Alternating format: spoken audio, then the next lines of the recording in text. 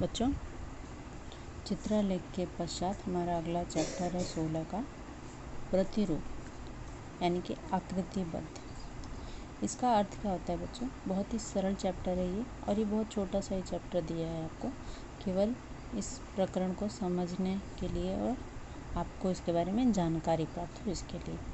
पृष्ठभाग 87 पे एक ही पेज का है ही है ये। इसमें आपको भूमितीय आकृतियों के प्रतिरूप बनाने होते हैं। जैसे देखिए, एक ही प्रकार के आकृतियों का जब क्रमबद्ध मतलब एक के पश्चात एक बार बार पुनरावर्तन होता रहता है या वही रिपीट होती रहती है तो हम उसे प्रतिरूप कहते हैं।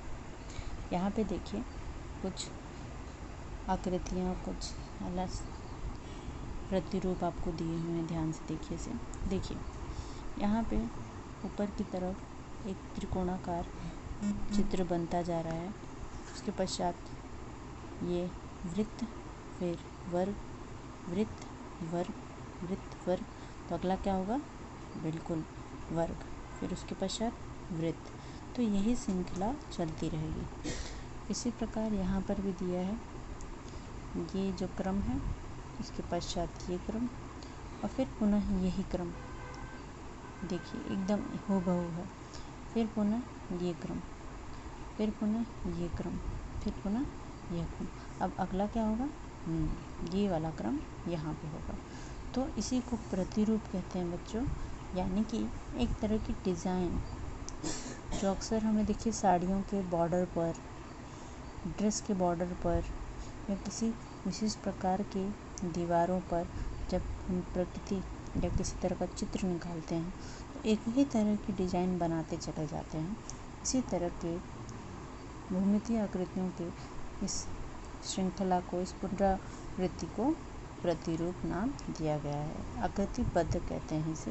देखिए जैसे यहाँ पे हार्ट, आधा दिल बनाया हुआ है और वो निरंतर वैसे ही जा रहा है, बीच में उनके इस तरह का चित्र और फिर ये डिज़ाइन, ये भी इसी तरह चलता चला जाएगा। अगला भी बिल्कुल इसी तरह का ही बन कर आएगा। अब इसी तरह का अगला चित्र सेम आगे भी होगा। देखिए यहाँ पर भी आपको ये बॉक्स बनाकर इतना दिया हुआ है, बनाकर आगे आपको बनाना है। तो जैसे ये बॉक्सेस हैं ऊपर वर्ग के आकार में बनते चले जा रहे हैं। तो देखिए मैं आपको बताती हूँ, अगला भी थोड़ी जगह छोड़कर, जहाँ ये वर्ग बना है तो अगला भी थोड़ी जगह छोड़कर यहाँ पर भी सेम टू सेम वर्ग बनेगा इस प्रकार से। ठीक है। अब जैसे यहाँ पर इनके बीच में इस तरह का चित्र है, वैसे यहाँ पर भी इन दोनों के बीच में इसी तरह का चित्र बनेगा। कर लीजिए, नीचे भी सेम आप पट्टी और स्केल की सहायता से बनाइए। ठीक है, ताकि एकदम सुडौल और अच्छा बने। मैंने हाथों से बनाया है आपको समझाने के लिए। तो देख रहे हैं, इसी तरह से वापस ये आगे बढ़ता चला जाएगा। फिर कुछ दूरी पर आप इस तरह बनाएंगे, ऐसे ही सेम ऊपर भी बनाएंगे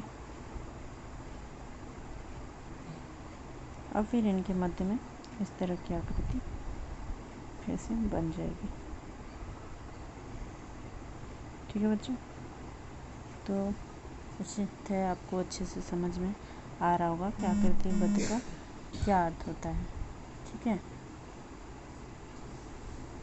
अब इसी तरह से ये भी करना है, तो आपको भी परीक्षा में इसके अंतर्गत इसी तरह के चित्र पूछे जा सकते हैं।